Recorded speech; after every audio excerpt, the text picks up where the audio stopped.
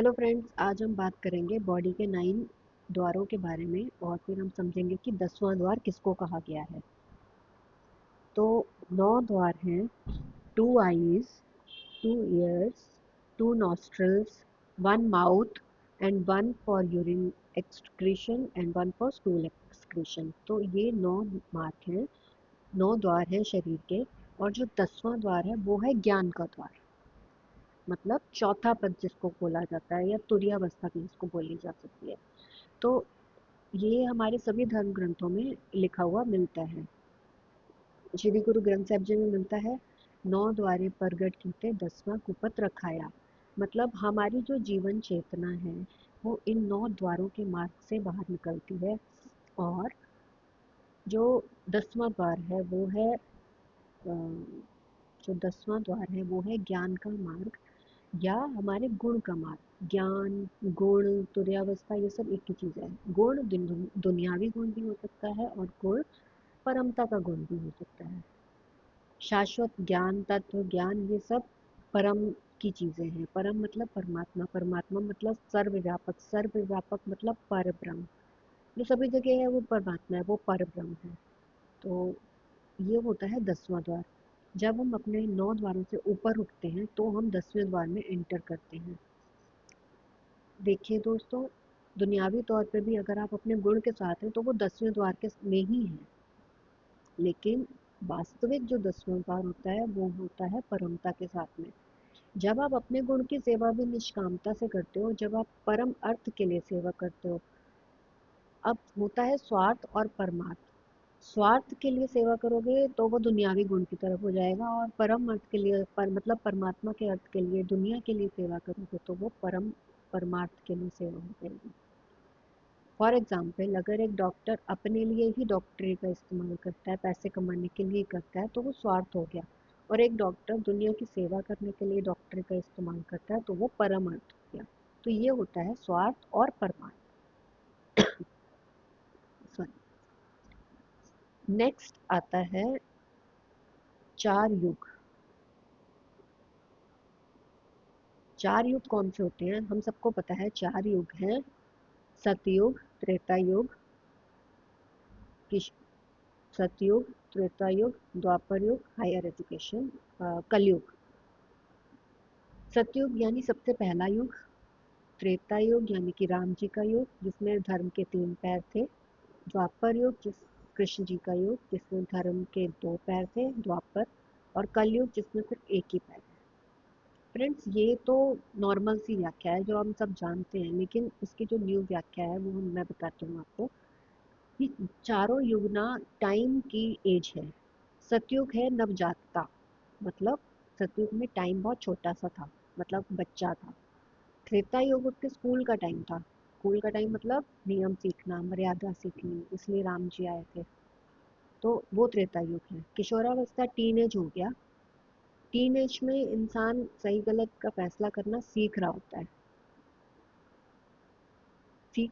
है, उसे पता नहीं होता। इसलिए कृष्ण जी ने हमें ये सब आके सिखाया। और कलयुग यानी कि जवानी, बुढ़ापा, कर्म का युग जो अब चल रहा है, इसमें तो इंसान समझदार हो जाता है, खुद ही समझ सकता है, खुद ही अपने फैसले ले सकता है। तो ये समय के युग हैं। अब हर बच्चे के जीवन में, हर इंसान के जीवन में ये चारों युग हमेशा हर जन्म में होते हैं। नवजातता ऑब्लिक सतयुग भी होता है, स्कूल टाइम ऑब्लिक त्रेता युग भी होता है, किशोरावस्था ऑब्लिक टीनेज भी होती है, और जवानी, बुढ़ापा ऑब्लिक कलयुग और कर्मयुग भी होता है। तो ये 4 डेफिनेशंस हैं जो युगों के बारे में बताती हैं।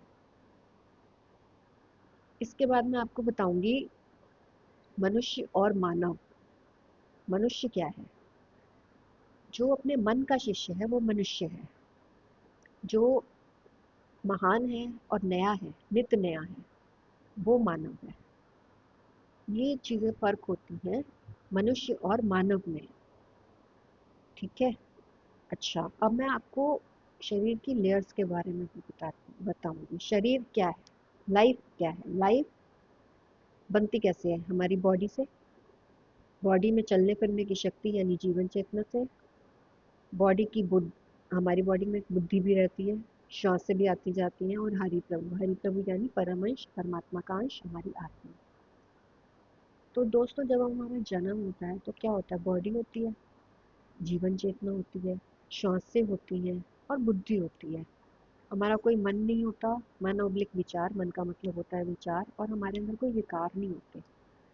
तो जहाँ पे विकार नहीं है और मन नहीं है, उस बॉडी को भगवान कहा जाता है। भगवान का अर्थ क्या होता है, भा से होता है भूमि, ग से होता है गगन, व से होता है वायु, आ से होता है अग्नि, और ना से होता है नीर, यानी 5 एलिमेंट्स इज इक्वल टू भगवान जी।